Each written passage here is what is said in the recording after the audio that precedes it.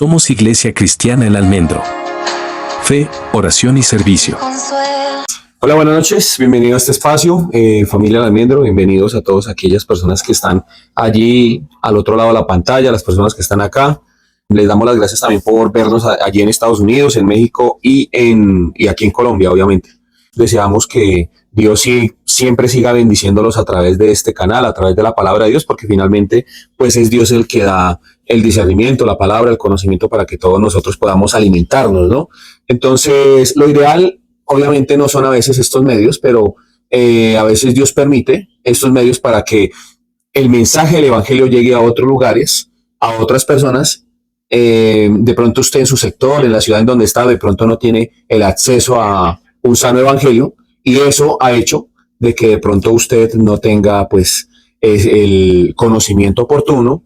Entonces Dios nos permite llegar a usted a través de estos medios. Entonces le damos las gracias a Dios, la gloria a Dios por permitirnos comunicarnos a través de estos medios tecnológicos. Bueno, recuerden que nosotros estamos en el estudio de encontrar al Mesías en el Antiguo Testamento. La semana pasada estuvimos hablando del Mesías a través de los 4 leprosos. Lo voy a dejar por aquí para que usted lo pueda encontrar. Entonces vamos a iniciar con Génesis capítulo 5. Génesis capítulo 5, vamos a leer desde el versículo 1 al 3. Dice: este es el libro de las generaciones de Adán, el día en que creó Dios al hombre, a semejanza de Dios lo hizo. Note aquí la primera semejanza de Dios lo hizo, ¿cierto? Varón y hembra los creó y los bendijo y llamó el nombre de ellos Adán el día que fueron creados. Amén. Y vivió Adán 130 años y engendró un hijo a su semejanza, conforme a su imagen, y llamó su nombre Set. Vamos a partir de una cosa. Versículo 1. A imagen de Dios fue creado Adán. Set fue creado a imagen ¿de quién? No.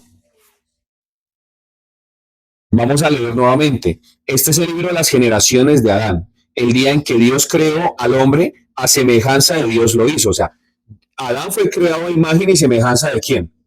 De Dios, ¿cierto? Versículo 2. Varón y hembra los creó y los bendijo y llamó el nombre de ellos Adán, en el día que fueron creados. Ahí hay un punto. Y vivió Adán 130 años y engendró un hijo a su semejanza, conforme a su imagen. O sea, a imagen y semejanza de Adán, no de Dios. Y le puso y llamó su nombre Set. Entonces, este es un dato que de pronto usted al leer de largo, usted dice, no, pues también fue creado a imagen y semejanza de Dios, ¿no? Pero no, aquí está diciendo que fue creado a imagen y semejanza de Adán. ¿Qué sucedió? Que después de que Adán y Eva cometen el error de separarse de Dios a través de consumir el fruto de la ciencia del bien y del mal, ellos son expulsados de Edén. Tienen 2 hijos, el nombre de uno fue Caín y el otro fue Abel. Pero Caín mata a Abel, ¿cierto?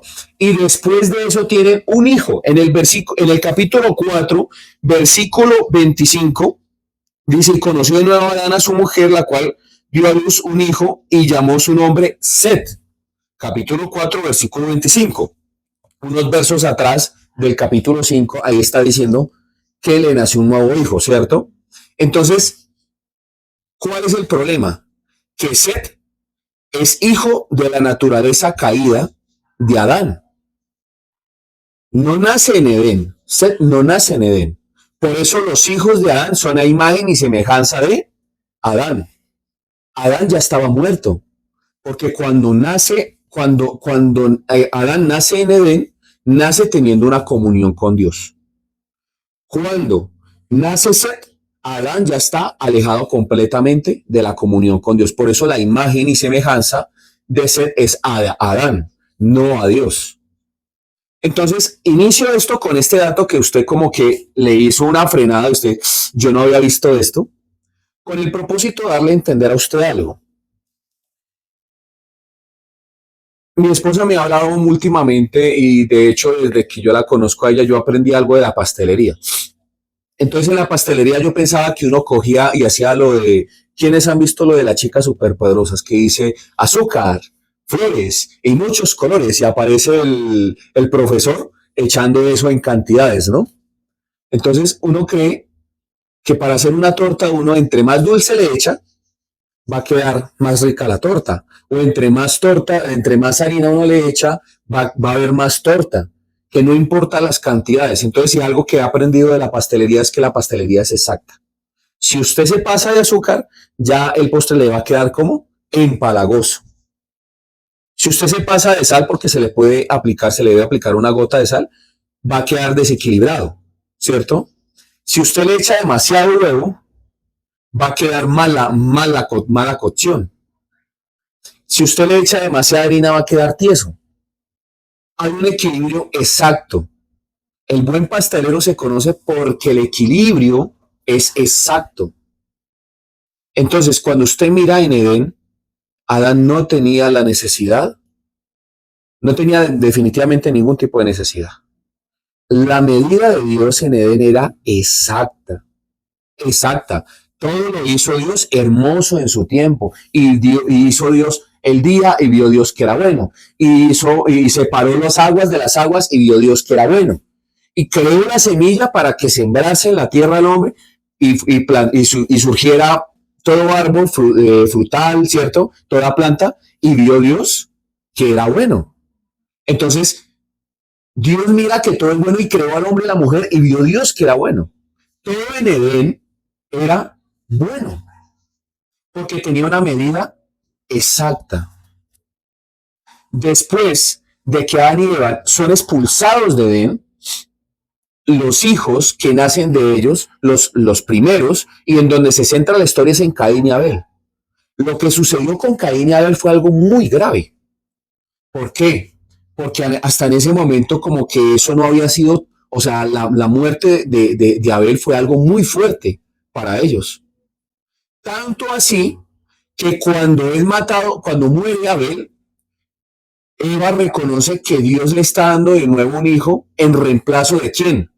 De Abel, ¿cierto? Entonces vamos ahí en el capítulo 4, versículo 25 y 26. Quiero que le presten mucha atención a esto. Dice, y conoció de nuevo a Adán a su mujer, la cual dio a luz un hijo y llamó su nombre Set. Porque Dios dijo ella, me ha sustituido otro hijo en lugar de Abel, a quien mató Caín. Y a Set también le nació un hijo y llamó su nombre Enos. Entonces los hombres comenzaron a invocar el nombre de Jehová. Es importante este dato y la escritura muestra este dato. ¿Por qué? Porque los hombres empezaron a buscar de nuevo a Jehová. ¿Por qué? O a Yahvé. Porque ellos de una u otra forma habían dejado de alguna forma de buscarlo, ¿cierto? El problema es la forma en la que buscan a Jehová, o Yahvé o Elohim. ¿Cuál es el problema? El problema es que ellos contemplaban que Dios estaba en los lugares altos. Quiero que me presten mucha atención. ¿Dónde estaba la comunión de Adán y Eva cuando estaban con Dios? En Edén. Salen de Edén y empiezan a surgir los lugares altos. Entonces, los antiguos empezaban a quemar corderitos, empezaban a ofrecer sacrificios a Dios en los lugares altos. ¿Por qué? Porque ellos creían que Dios ya estaba alejado de ellos. Cuando la intención de Dios era mantener una comunión con ellos pensaban ya que Dios estaba lejos, que estaba en lo alto. Entonces ellos subían a la parte alta y trataban de ofrecerle algo a Dios porque creían que allí estaba Dios. Lo impresionante no es esto. Lo impresionante es que Dios, viendo que ellos habían corrompido su corazón, Génesis capítulo 3, 4, 5, 6, que es cuando ya empiezan a tener esas combinaciones con los Nefilim, ¿cierto? Entonces, todo el relato del Génesis muestra la equivocación del hombre. Y Dios le pesa en su corazón, aún así después del diluvio, después de Babel, Dios empieza a observar a los hijos de los hombres y piensa Dios, ¿cómo me les voy a acercar a ellos? Noten que cuando en Génesis capítulo 12 y en Génesis capítulo 30, 32 me parece que es cuando Abraham sube al monte a sacrificar a su hijo, él ya sabía o pensaba que Dios estaba ¿en dónde? En el monte. Subiremos, adoraremos y volveremos a vosotros. Entonces, ellos ya tenían una concepción, una percepción de que Dios estaba arriba. Entonces, como Dios es recursivo y Dios conoce el corazón del hombre, dijo, me los voy a presentar en los lugares altos entonces. Si ellos piensan que estoy allí, voy a presentarme allí. Y se les presenta en el Sinaí, en el monte Sinaí, y allí en el monte Sinaí les da la ley. Eso es muy interesante. O sea, estos datos los muestra Dios con el propósito de que usted aprenda de que Dios quiere darse a conocer a los hijos de los hombres. Obviamente, también los hombres empezaron a pensar de que habían otras deidades allí. Por eso es que usted mira que cuando ascendía un juez o un rey en Israel, lo primero que hacían era tumbar los altares que ponían arriba a esos dioses paganos, a Baal, a Belcebú, a todos ellos les colocaban altares. Dios dice, me les voy a presentar en el monte Sinaí, con el propósito de darme a conocer a ellos. Amén. Lo que muy pocas personas se dan cuenta es que Dios crea en el monte Sinaí algo mostrándole a Moisés una función que va a ejercer eso, que es el tabernáculo de reunión. Pero el tabernáculo de reunión no va a estar en un lugar alto, no va a estar en la cima, no va a estar en el monte. ¿En dónde va a estar el tabernáculo de reunión? En el centro del pueblo. Entonces les dice a Moisés, les doy la ley. Y en Números, en Levítico, les empieza a mostrar a ellos la forma en la que va a ser creado el tabernáculo de reunión. Desde Éxodo les empieza a mostrar a ellos cómo va a ser el diseño del tabernáculo. Ahora, la escritura dice que las cosas que nosotros en ese momento fueron hechas son sombra y figura, son un modelo, una maqueta de lo que iba a venir a ser el Hijo de Dios. Entonces, Dios dijo, ellos creen que yo estoy en el monte, pero mi intención no es que ellos me busquen en el monte. Por eso es que está el Salmo, alzaré mis ojos a los montes. ¿De dónde vendrá mi socorro? Mi socorro viene de Jehová, que hizo los cielos y la tierra. Ellos contemplaban que Dios estaba en el monte, en lo más alto. Pero Dios en Edén paseaba con ellos, hablaba con ellos, se comunicaban con ellos. La intención de Dios es volver a tener comunicación con el hombre. Entonces les dice, creen un tabernáculo de reunión. Allí yo me voy a comunicar con ustedes, pero tienen que colocarlo en el centro del pueblo. Todas las 12 tribus de Israel estaban alrededor del tabernáculo de reunión. Sombra y figura de Jesucristo. Estamos en el estudio de encontrar al Mesías en el antiguo pacto. Les presento al Mesías en el antiguo pacto. El tabernáculo de reunión en el centro del templo. Pero ¿por qué Dios hace este tipo de cosas? Porque resulta y pasa de que nosotros no comprendemos la intención de Dios. ¿Sí? Entonces, ¿cuál es la intención de Dios? Vamos a Mateo, capítulo 15.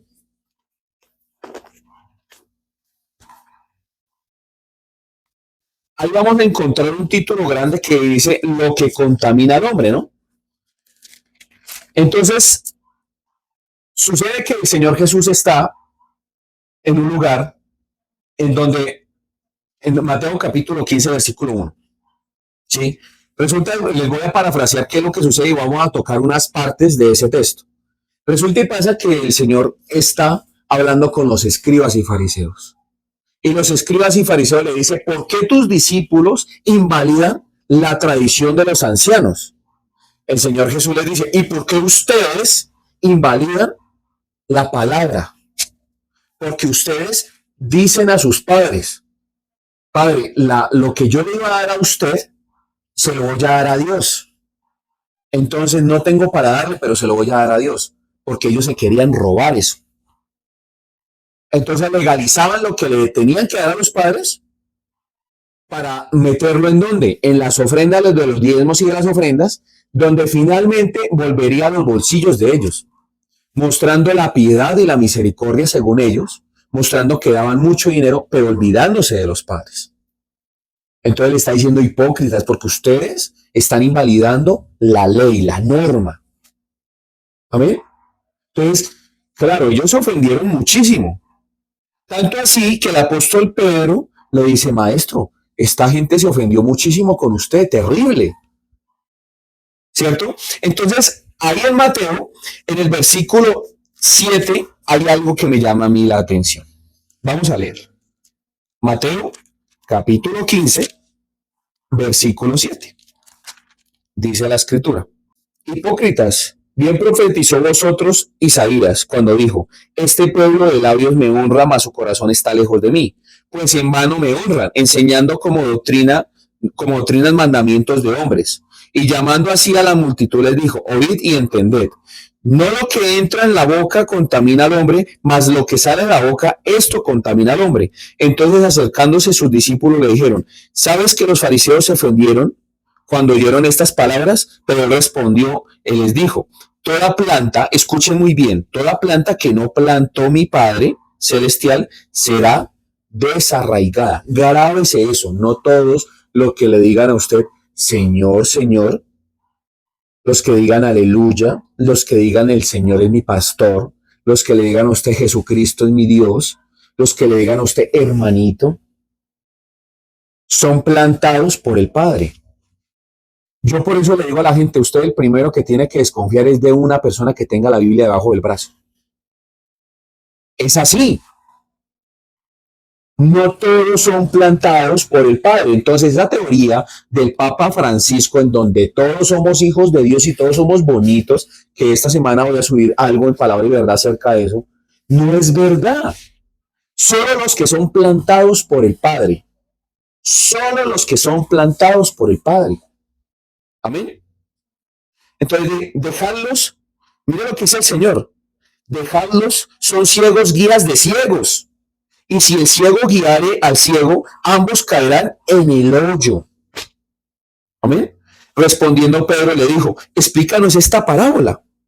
Jesús le dijo, también vosotros sois aún sin entendimiento.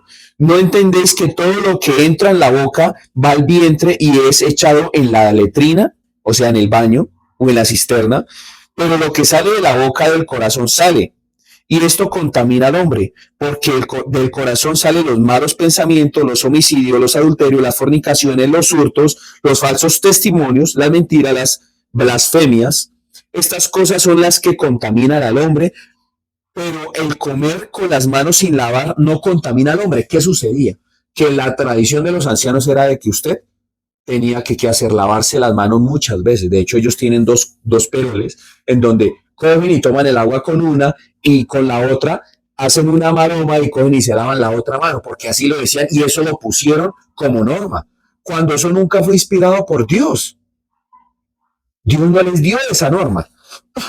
Entonces, hay que tener cuidado porque de hecho esta predicación tiene un título que de pronto a usted le causa como algo de impresión. Los simpatizantes del cristianismo. Una cosa es ser hijo y otra cosa es ser simpatizante. No es lo mismo el hijo que el primo. No es lo mismo. ¿Por qué?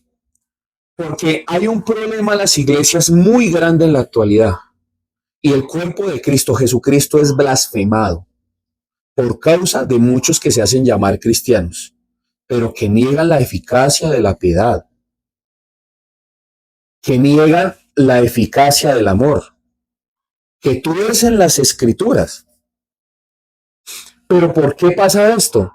Porque han sido contaminados por el fruto de la ciencia del bien y del mal. Porque hay demonios manipulando sus mentes teniendo en cuenta de que ellos fueron confundidos por el fruto de la ciencia del bien y del mal. El fruto de la ciencia del bien y del mal es el ego del ser humano, el yo, el cual el Señor Jesucristo decía, si usted viene en pos de mí, niéguese completamente a sí mismo, tome su cruz y sígame. Entonces, cuando les menciono lo que sucedió en Génesis, es que los hombres empezaron a buscar a Dios a su manera. No a la manera de Dios. No a la manera de Dios. La manera de Dios, Dios dijo, Pues me están buscando en los montes. Yo no estoy en los montes.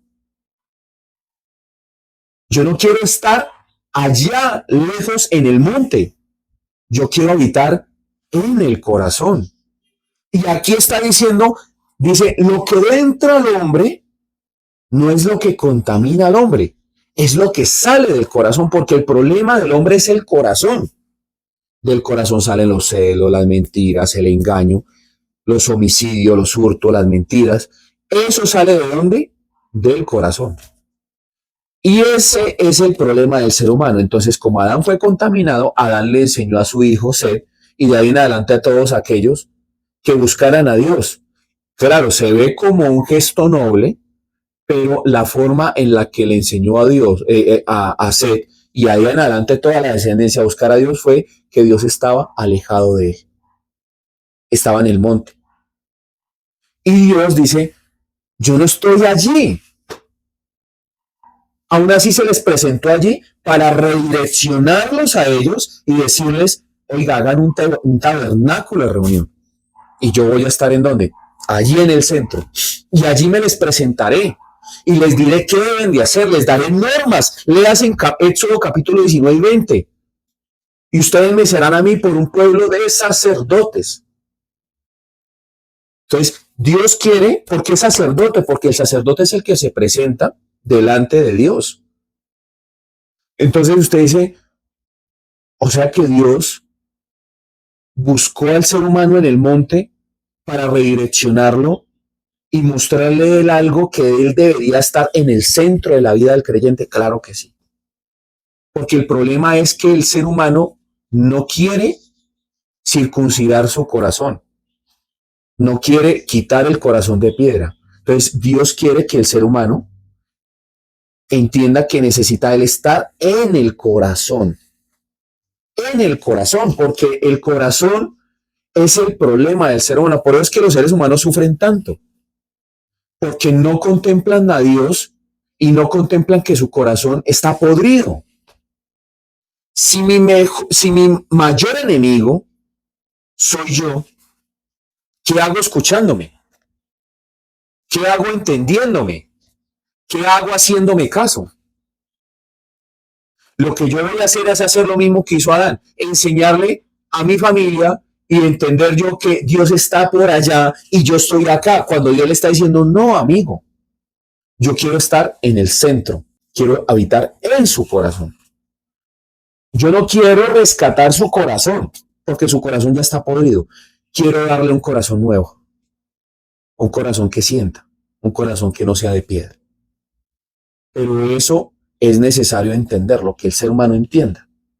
Cuando nosotros vemos esto, entendemos que en la mayoría de iglesias, muchas de las personas que asisten a las iglesias no tienen a Dios ¿en dónde? En el corazón. Por eso es que usted ve tanto cristiano por ahí haciendo tanta burrada. Usted dice, pero si son hijos de Dios y que cristianos, oiga, y dicen ser cristianos, pues hombre, es que el problema es que no está Dios en el corazón. Dijo el Señor Jesús esta parábola, dijo, pero si un hombre viene y va de la casa, la asea, saca el demonio que hay dentro, el demonio va y se da una vueltica, se trae 7 más. Y si no encuentra a alguien que la habite, entra con los otros 7 demonios y el postrer estado de esa persona va a ser peor que el inicial. Entonces, ¿qué es lo que sucede? Una persona no conoce de Dios, conoce de Dios, llega a una iglesia y le dicen que tiene que cambiar, que tiene que barrer la casa, que tiene que sacrificar en los montes altos, que tiene que hacer una cantidad de cosas. ¿Sí o no? Que Dios está allá, en lo alto, y tengo que yo ganarme el acceso para poder llegar a ese lugar. Entonces esa persona va a empezar a barrer su casa. Pero como le enseñaron que Dios estaba por allá, obviamente el Señor, como está por allá, pues no habita en el corazón. ¿Qué hace el demonio? Se da una vueltica y dice, esta guerra no me la dejo ganar. Así está la iglesia. Me conviene que así está la iglesia. Porque finalmente voy a venir con otros 6 más, conmigo 7, y aquí voy a tomar posesión de esta casa definitivamente. Le voy a engañar, lo voy a llenar de mañas, de mentiras, lo voy a llenar de religiosidad,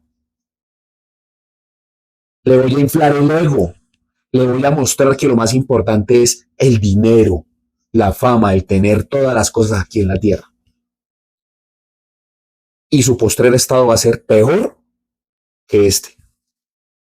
Vean lo grave que es el evangelio de la prosperidad. Gravísimo, gravísimo. El evangelio de Dios es que Dios habitó con ellos en el Edén. Quería tener comunión con el ser humano. Cuando Adán y Eva se equivocan, el Señor entra de una manera muy amorosa y empieza a hablar: Adán, Adán. Siempre Dios le va a hablar de esa manera, como un padre cuando el hijo se equivoca. Adán. ¿Qué hizo Adán? Se escondió. ¿Por qué? Porque dijo: estoy desnudo, tengo pecado. Dios fue el creador, le dijo: ¿quién te enseñó a ti que estabas desnudo? Ya Adán había completamente muerto, porque recuerden que Dios le dijo: el día que usted comiera de ese fruto, del árbol de la ciencia del bien y del mal, morirás. Adán ya estaba muerto por dentro, ya tenía pecado, ya se había separado de Dios. Dios dijo: no puedo permitir que viva en Edén y coma del árbol de la vida. Lo expulsa de Edén y el ser humano de ahí en adelante empieza a enseñarle a los otros seres humanos, como le enseñó a Adán a su hijo Set, que Dios se busca en dónde, en las alturas. Fue hecho a imagen y semejanza de Adán. O sea, estaba igual de pervertido que Adán. Lo que sucedió fue que les pareció terrible lo que sucedió con Caín y Abel. Y dijeron: no, esto no puede volver a suceder. Le voy a enseñar a mi hijo cómo buscar a Dios, cómo acercarse a Dios. Pero ya Adán no sabía acercarse a Dios. Ya Adán contemplaba lejos a Dios. Y eso se lo transmitió a su hijo, que fue hecho a imagen y a semejanza de él. Cuando el hombre es hecho a imagen y semejanza de Dios, encuentra a Dios. ¿Por qué? Porque sabe dónde está. Porque comprende la imagen de Dios. Conoce su rostro. Note una cosa. Dice la escritura que Dios no lo puede ver nada. De hecho, en la imagen de Isaías, la imagen de Isaías vemos que estaban los ángeles, los querubines alabando a Dios: santo, santo, santo, ¿cierto? Con dos alas tapaban su rostro y con dos alas tapaban otra parte de su cuerpo. Ni siquiera a los ángeles se les era permitido mirar a Dios de frente, pero Dios bajaba y hablaba con Adán. Le enseñó a plantar, le enseñó a sembrar, le enseñó a administrar, privilegio que no le dio a los ángeles ni a los querubines. Tremendo eso, ¿no? Pero el ser humano ya contemplaba a Dios lejos, lejos. Entonces Dios dijo: me les voy a mostrar allí. Entonces, esto es algo que usted le debe dar una reflexión profunda. Dios no quiere estar lejos de usted, nunca ha querido eso. Dios quiere mostrársela a usted, ¿en dónde? En el corazón. Para Dios es más valioso habitar en su corazón, porque de su corazón proviene lo malo. Vemos que las iglesias satanizan todo. Que Dragon Ball Z, que los Simpson, que ojo mira esta imagen, que ojo tiene esta calcomanía, que ojo hace aquello, que ojo hace esto, que pilas con consumir esto. Ahorita están los judíos mesiánicos: que pilas come cerdo. ¿Cierto? El ser humano siempre va a tratar de hacer lo que hacían los escribas y fariseos: echarle la culpa a lo exterior, pero no se dan cuenta que el problema está en lo interior. Eso pasa con el judío. Y peor aún pasa con los judíos mesiánicos. Y en su gran mayoría con los cristianos de ahora. Le echamos la culpa, es que la culpa es de la suegra, es que la culpa es del hermano, es que la culpa es mía, es que la culpa es de usted, la culpa es de aquel, la culpa es de fulanito, de sutanito, todos menos yo. Yo no tengo culpa. Mi culpa no, yo no tengo culpa. El problema no está en mi corazón, el problema está en los demás. El problema es que el dinero no viene a mí, no. El problema no es el dinero, el problema es un mal corazón. ¿Mm? Ese es el problema, el maldito corazón que tiene el ser humano. Tiene un corazón maldito, corazón que no contempla a Dios, que lo contempla ¿dónde? A kilómetros de distancia, porque ustedes dice aquí, de boca me alaban, pero su corazón está lejos de mí. Léase en toda la película, usted dice, le está diciendo a todos ellos que el corazón está apartado. Los simpatizantes de la fe están por todas las iglesias, regados. Y hay iglesias llenas, multitudinarias. Entonces usted dice, es que es un cristiano, entonces eso no tiene nada que ver con el nombre, tiene que ver con el corazón de esa persona. Dios no tiene la culpa de los errores que cometen los seres humanos. Que la culpa es del perro, que la culpa es del gato, que la culpa es de la lavadora, que la culpa es de la estufa, que la culpa es de la vecina. No, la culpa está verdaderamente ¿en dónde? En nuestro corazón. Y no hemos entendido que Dios quiere alejar completamente el corazón malo que tenemos nosotros de nosotros mismos. Por eso es que es fundamental que la persona se niegue a sí mismo. Si no, no puede seguir a Dios.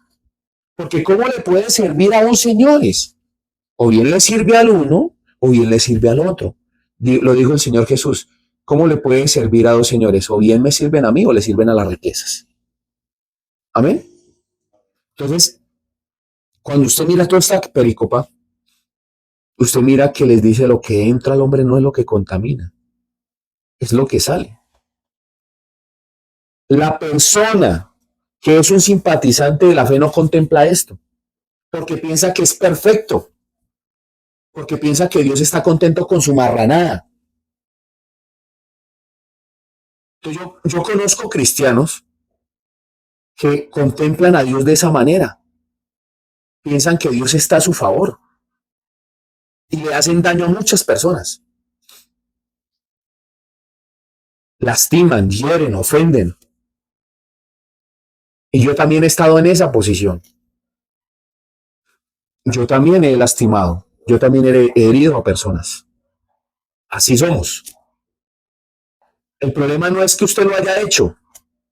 El problema es que usted no contemple que el problema es usted. Yo tengo un problema. Yo soy el problema. Yo le digo a Dios en mis oraciones, Señor, ayúdame a negarme a mí mismo. Que sea menos yo y que sea más tú. Es difícil en el día a día. Cuando usted tiene contacto con tantas personas que le quieren hacer daño.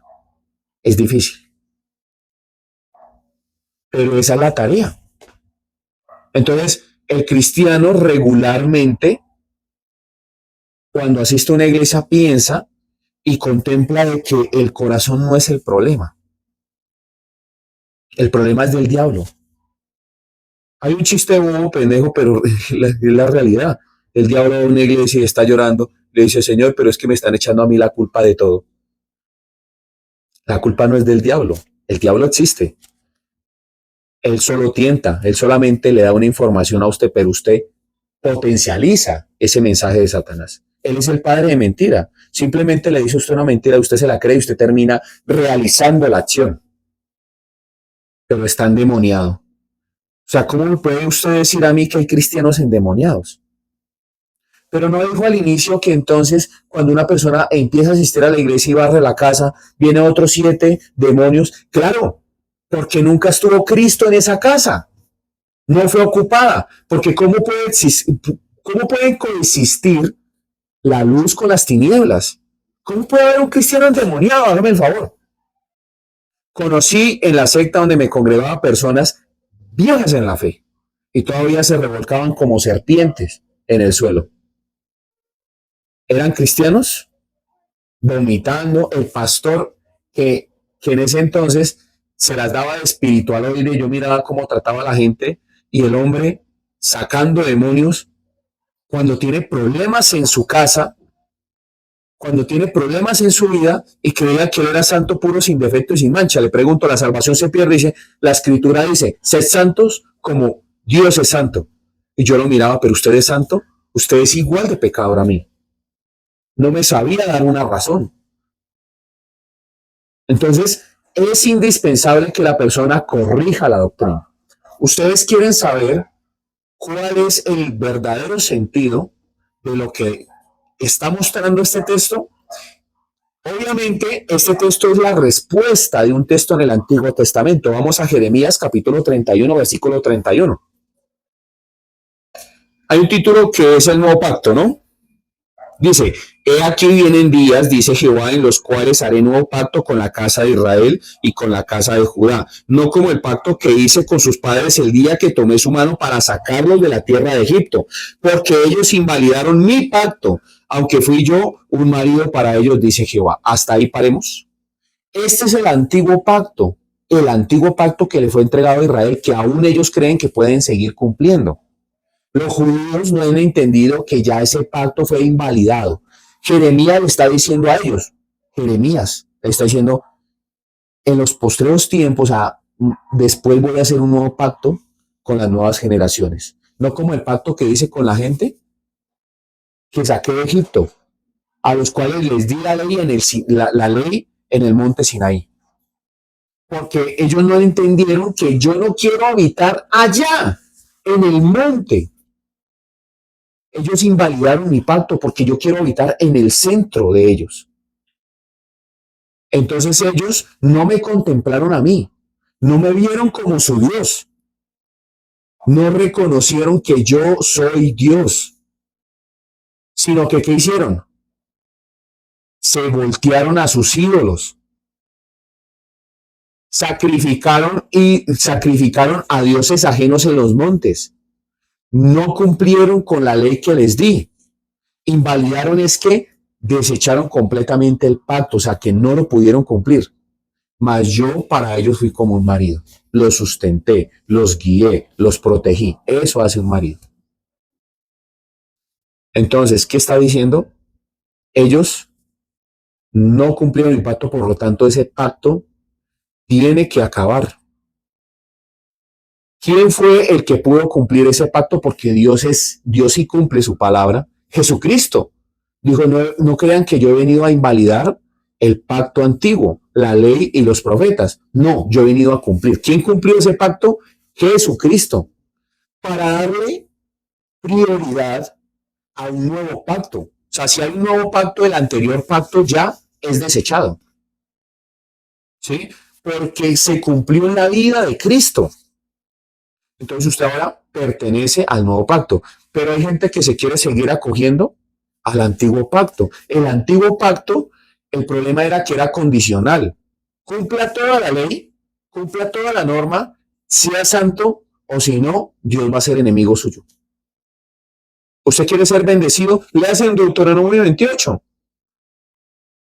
Acontecerá que si oyeres atentamente la voz de Jehová tu Dios para orar y poner por obra todos los mandamientos que te prescribo hoy, vendrán sobre ti todas estas bendiciones y te alcanzarán. Y hay 14 versículos de solas bendiciones. Solo 14 versículos. Pero dice, acontecerá que si oyeres atentamente la voz de Jehová tu Dios para obrar, o sea, que haga y poner por obra todos sus mandamientos. Alrededor de 613 códigos. ¿Quién podía cumplir eso? Si la mora era que les dio la ley y ya estaban abajo con un becerro de oro.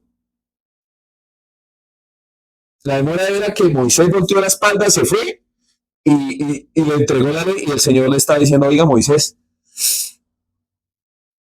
vea lo que está haciendo el pueblo. Vea lo que está haciendo el pueblo. Su pueblo. No es mi pueblo.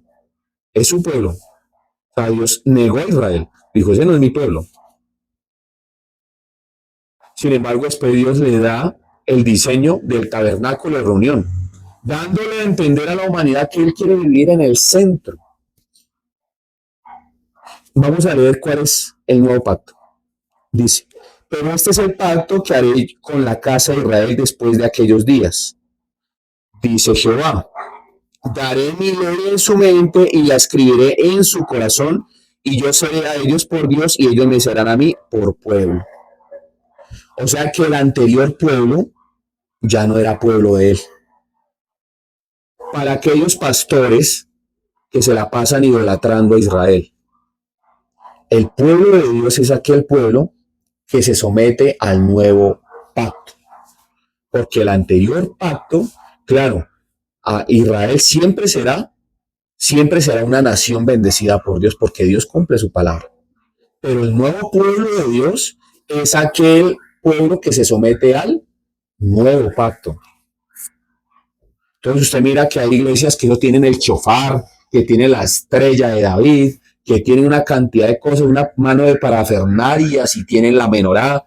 Sí, a mí me encantan todo ese poco de figuras bonitas, ¿no? Me encanta el simbolismo de la menorá, con cada uno de sus nudillos con el alefato en hebreo. Me encanta el atrio, me encanta ver lo que simboliza cada cosa, el altar de bronce, ¿sí? El altar del incienso que simboliza la oración. Me encanta todo eso. De hecho, yo hice un estudio de todos los significados de lo que es el tabernáculo de reunión. Me encanta todo eso. Pero nosotros no debemos idolatrar a Israel.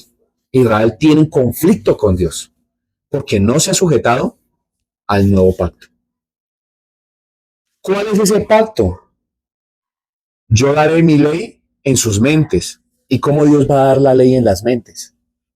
La ley de él la va a dar a través de ¿qué? De la predicación del evangelio. ¿La va a poner en dónde? En la mente del ser humano, porque la fe viene por el oír la palabra de Dios. ¿Y en dónde la va a poner? En el corazón. ¿Y cómo la va a poner en el corazón? Habitando dentro del ser humano ahora sí. Entonces, ¿cómo usted sabe si es cristiano o no? ¿Cómo usted sabe si verdaderamente es hijo de Dios o no? Porque Cristo habita en su corazón. No porque usted sea perfecto, sino porque definitivamente usted está dispuesto completamente al morir al yo. Se va a equivocar, va a caer, va a tropezar, pero lo importante es mantenerse en la lucha, en la carrera. ¿Quién perseveró? ¿Quién es un ejemplo? Voy a dejar por aquí una predicación que yo hice acerca del rey David. El rey David es sombra y figura de lo que debe hacer todo creyente. ¿Y qué debe hacer todo creyente? Negarse a sí mismo. Usted dice, pero ¿en qué momento se negó David a sí mismo? ¿En qué momento David se negó? ¿En qué momento se negó? Cuando él no hizo lo mismo que hizo su antecesor Esaú, tratando de sostener su reino. Esaú se aferró al reino. David, ¿qué hizo? Dijo, no, que Dios me quite todo, menos su presencia. Y decía Joab, decía, no venga, entremos en guerra, ¿cómo va a permitir que Absalón haga una cantidad de cosas? No, ¿qué hizo David? ¿Mi hijo quiere el reino? Que lo coja todo, no me importa. Salía la gente, el rey David salió con toda su comparsa ahí, con sus 300 hombres, salió ahí cabalgando, y la gente salía y le botaba piedras, le botaba tomates, lo escupían, de todo. ¿Y qué hizo el rey David? Agachar la cabeza. Joab dijo, no, venga, yo voy a matar a esta gente. El rey David dijo, no, me lo merezco. Eso es negarse a sí mismo. Reconocer el error y agachar la cabeza. Y entender que lo más importante era lo que decía David, Dios mío, quita de mí todo, menos tu presencia. Eso le agradó a Dios. Dios dijo, no solamente le voy a dar a usted mi reino, no solamente le voy a devolver el reino, sino que de usted nacerá alguien, vendrá alguien como representante que establecerá su trono perpetuamente, y ese es Jesucristo. Eso es maravilloso. Y le dijo, y era tanto eso, tanta la confianza de Dios con David, que usted mira en los salmos, David tenía una comunión como una comunión como si él viviera en Edén. Hablaba con Dios. Y el rey David decía, leas en el Salmo 119, me deleito en ti. Mejor me es estar en la casa de Dios que 1000 años fuera de él. Leas en el Salmo 119, es un salmo hermoso. Él decía, es mejor la humillación que el oro y que la plata. Salmo 119, del 57 al 72. Él dice, me es mejor ser humillado, mejor que el oro y que la plata. Lean esos salmos. Él decía, él decía, no puedo encontrar a Dios en otro lugar, sino en dónde, en la intimidad. Él hablaba con Dios y Dios le mostró que vendría el Salvador. Tenía tal comunión él, que es una comunión que todo cristiano desearía tener. Y el rey David siguió cometiendo errores. Cometió toda su vida errores. Pero él reconocía que lo más importante era no perder a Dios. Que me quite Dios todo menos su Santo Espíritu. Eso es negarse a sí mismo. Algo sucedió muy similar. Por eso le digo que el antiguo pacto muestra más a Jesús que en el nuevo. El Señor Jesús va camino al Gólgota. Lo están azotando, le están tirando tomates. Cuando usted mira La Pasión de Cristo de Mel Gibson, usted mira y en realidad es muy pegada a la realidad esa parte. La gente se abultaba, le pegaba, hacía cualquier cantidad de cosas, le escupían lo mismo que el rey David. El Señor Jesús decía, mi meta es la cruz. Me lo merezco. ¿Por qué me lo merezco? Porque estoy pagando por todos ellos, por su pecado. Pero yo me merezco vivir esto, porque la paga del pecado es la muerte. Merezco morir en esa cruz. O sea, es algo muy bello. ¿Sí? La gente no alcanza a entender el sentido de esto. No alcanzamos a comprender la magnitud de que Dios no quiere habitar en un monte, sino quiere habitar en el corazón. Y quiere poner la ley ¿en dónde? En nuestro corazón. El ser humano debe tener la ley ¿en dónde? En su corazón. Para sí mismo comprender lo que Dios le quiere dar. Claro, la ley no se debe desechar. La ley nos enseña a vivir en comunidad. Pero la ley no lo puede justificar a usted para ser salvo. No lo puede hacer, no puede. La ley no puede acercarlo usted finalmente a Dios. La ley es el resultado de que usted esté con Dios. Porque si usted tiene ese resultado de tener buenas obras, es porque Dios habita en su corazón. No porque usted quiere mostrarse como los escribas y fariseos, lavándose las manos, allá echándose agüita, diciendo que ellos comen el pan con limpieza, demacrando su rostro en las esquinas, mostrando que son espirituales. No. Si aquí hay alguien errado y hay alguien que comete errores, es el pastor, o sea, yo. Yo no les voy a decir a ustedes que yo soy perfecto, que no cometo errores. Yo me muestro como la persona que soy, una persona defectuosa. Pero algo sí tengo yo en claro, que Dios me quite todo menos su presencia. Ese es mi lema y es lo que he tratado de hacer todo este tiempo. No predico un evangelio de la prosperidad porque a mí no me interesa otra cosa sino agradar a Dios, que su presencia esté conmigo. Eso es, porque si yo quisiera dinero, predicaría lo que predican esos otros charlatanes mentirosos basuras, que se la pasan diciéndole al ser humano que es bendecido por diezmar y ofrendar. El diezmar y ofrendar es una consecuencia de que Dios habita en el corazón del ser humano. Yo no tengo que obligar ni manipular a ninguna persona para que diezme y ofrende. La persona madura entiende que es necesario hacer esto. No es por obligación. Ninguna cosa en el Nuevo Testamento es por obligación. La Escritura dice, he aquí yo pongo delante de ti la vida y la muerte, la luz y la oscuridad.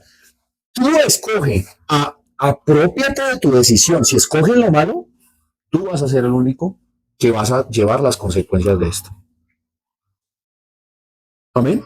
Entonces, claro, A mí me conmueve mucho entender esto porque el Señor Jesús, usted lo puede ver retratado en lo que hizo el rey David cuando es desechado del reino. Al rey David sale, lo escupen, le tiran piedra, le tiran tomates, y Joab quería acabar con esas personas. Aún hasta sale el lisiado, Mefiboset, ¿cierto? Es increíble, ¿no? Sale lisiado, alguien que él en su momento ayudó, pero así es la gente, ¿no?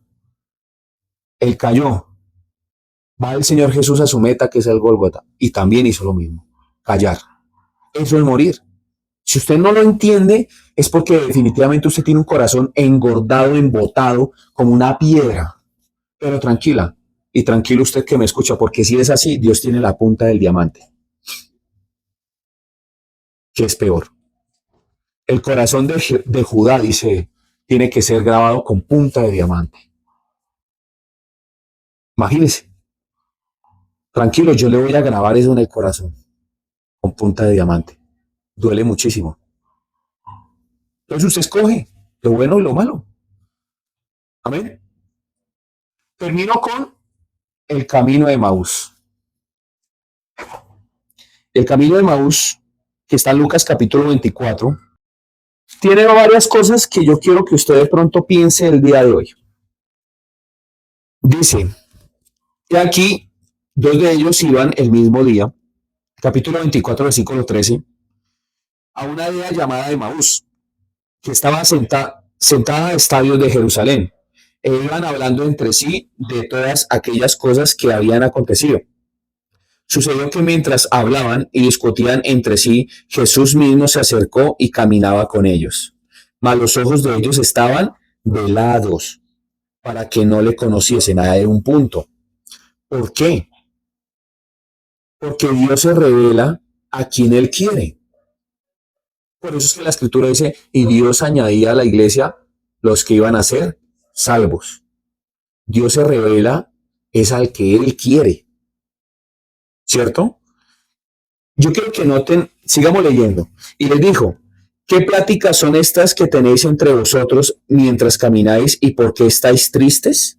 Respondiendo uno de ellos, se llamaba Cleofas, le dijo, ¿eres tú el único forastero en Jerusalén que no ha sabido de las cosas que en ella han acontecido? Entonces él les dijo, ¿qué cosas? Y ellos le dijeron, de Jesús Nazareno, que fue varón profeta, poderoso en obra y en palabra delante de Dios y en todo el pueblo. O sea, consideraban aún que él era un profeta, no el Hijo de Dios. O sea, no creían en él. Y como le entregaron los principales sacerdotes y nuestros gobernantes a sentencia de muerte y le crucificaron, pero nosotros esperábamos que él era el que había de redimir a Israel. Mire el pensamiento de ellos. Voy a hacer un paro ahí. ¿Qué era lo que ellos querían al seguir a Jesús? Lo mismo que querían los discípulos y todo el mundo, que Jesús los pusiera a reinar. Ese era el pensamiento de ellos, ¿sí o no? Que Jesús los pusiese a reinar, que acabara con el imperio romano. Entonces estos están confundidos porque dicen, oiga, usted no sabe quién, o sea, no entiende qué es lo que está sucediendo. Hay un alboroto grave porque Jesús era muy famoso, ¿sí? Tanto así que los filósofos, ellos aún hasta escribieron de él. Era muy famoso.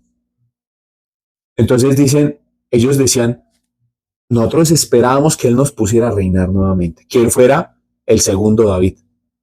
¿Ven?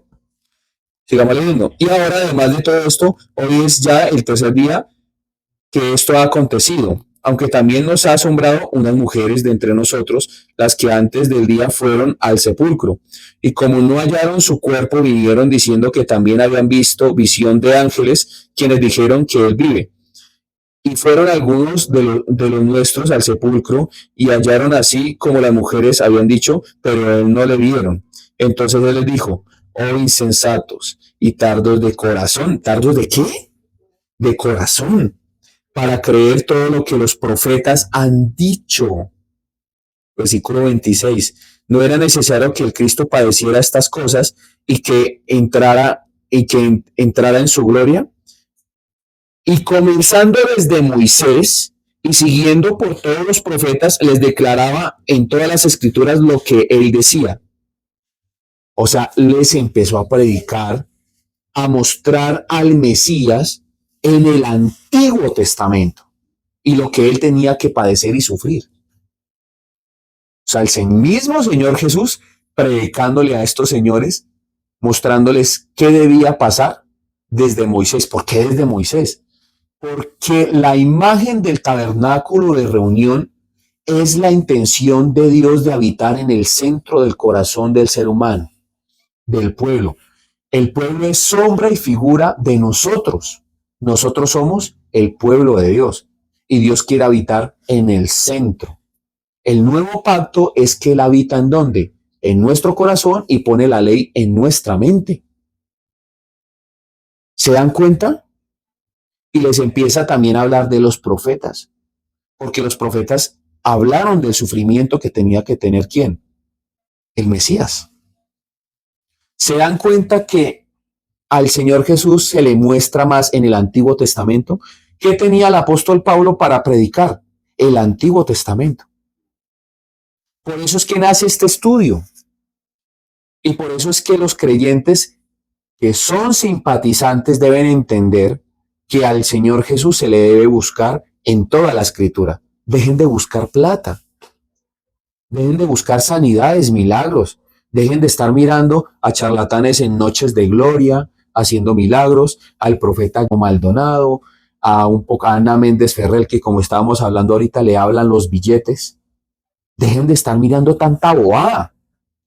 Contemplen a Dios en la escritura, porque la ley y los profetas hablan de Él. El mismo Señor Jesús estaba tomando las escrituras y les dice, ustedes tienen botado el corazón, o sea, encerrado ese corazón. No han entendido. Y les empieza a hablar, les empieza a predicar. Amén. Dice, y comenzando desde Moisés y siguiendo por todos los profetas, les declaraba todas las escrituras lo que de él decían. Llegaron a la aldea, donde iban y él hizo como que iba más lejos. Mas ellos le obligaron a quedarse, diciendo, quédate con nosotros porque se hace tarde y el día ya ha declinado. Entró pues a quedarse con ellos. Y aconteció que estando sentado con ellos a la mesa, tomó el pan y lo bendijo. Lo partió y les dijo. Entonces les fueron abiertos los ojos, pero todo fue después de que él tomó el pan y lo partió. ¿Qué queriendo decir este tipo de cosas? De que la única manera es de que usted contemple al Señor Jesús en su sacrificio y el propósito de su sacrificio, que es partir su cuerpo, morir a sí mismo, para que usted lo pueda entender a Él. De lo contrario, usted va a tener cegado su corazón. Cuando usted contemple verdaderamente la función de Jesucristo, su corazón va a ser mudado a un corazón conforme al corazón de Él, no conforme al corazón suyo. Y los ojos de ellos fueron abiertos. Entonces hay cristianos que por estar buscando dinero, reconocimiento, ¿cierto? Salud, por estar buscando todas estas cosas, no han podido ver ¿a quién? A Jesucristo. Porque nos gusta es lo que llama la atención. Usted mira, nos gusta es que alguien, o sea, nos gusta lo breve. Nos descuidamos en nuestra salud y queremos que el predicador ore y que se nos vayan los gordos. ¿Sí o no? Tenemos una economía, no tenemos disciplina, no tenemos buenos hábitos financieros y lo que queremos es que Dios de un momento a otro diga la lotería para este varón, aleluya, fluye. Se le llenó el dinero a la cuenta bancaria. Aquí, de verdad, ese es el pensamiento de nosotros, pero no contemplamos que eso es lo malo. Tenemos una enfermedad, no queremos comer bien, no queremos hacer ejercicio y nos la pasamos quejándonos con Dios. Nos comportamos mal con nuestro cónyuge, hacemos cosas que hieren, hacemos nuestra voluntad, somos humillativos. ¿Y qué queremos nosotros? Que Dios nos arregle el problema así. Que Dios le diga a nuestro cónyuge, No te preocupes, hijo o hija. Yo arreglo los problemas con él. Yo le hablo a su corazón. Y entonces, ¿y su corazón para cuándo? ¿Para cuándo su corazón? ¿Cuándo su corazón debe ser transformado? Ese es el problema. Queremos que Dios cambie a nuestros hijos. Pero ¿usted cuándo va a ser un buen padre? A mí me pasó lo que le pasa a los hijos, lastimosamente, a lo que le pasa a los hijos de los padres famosos. ¿Qué sucede? Que cuando mueren dan más que cuando están con vida. Entonces mi papá me vino a ayudar más ahorita faltando que cuando estaba con vida. Terrible. La escritura dice, honra a padre y madre, que es el primer mandamiento con promesa, pero a los padres les dice, hijos, dice, padres, no provoquéis a ira a vuestros hijos. Y los padres se la pasan haciendo burradas con los hijos, pero no. Quieren que Dios les haga así. Y los hijos asistan a la iglesia, levanten las manos y santo aleluya, pero ellos no son responsables de la decadencia de sus hijos. Ese es el problema. El problema es que no nos queremos hacer responsables. Pero cuando usted se hace responsable de su maldad, ahí es cuando usted aprende a morir a sí mismo. Cuando se da usted cuenta que el problema es usted, ahí es donde usted aprende a ¿qué? A morir. Yo espero que esta predicación le haya servido. Yo espero que le haya hablado. La verdad a mí me habla. Yo a veces predico, no a veces, casi siempre, y termino yo aprendiendo de la predicación. Es necesario que aprendamos a morir a nosotros mismos. Recuerde seguirnos por redes sociales. Recuerde que nosotros somos Iglesia Cristiana El Almendro, Fe, Oración y Servicio. Encuéntrenos en nuestras redes sociales. Estamos en TikTok, en Instagram. Muy pronto estaremos en Spotify. Por favor, véase en el estudio, comparta, dele like, dele me gusta, que eso nos va a ayudar a nosotros a seguir creciendo como comunidad. Les agradezco por su tiempo. Bendiciones, Shalom. Te invitamos a que nos visites en nuestras redes sociales, comentes, compartas y dale me gusta. Nos encuentras en Facebook como Iglesia Cristiana El Almendro, Instagram El Almendro Iglesia, YouTube Iglesia Cristiana El Almendro y TikTok Iglesia El Almendro.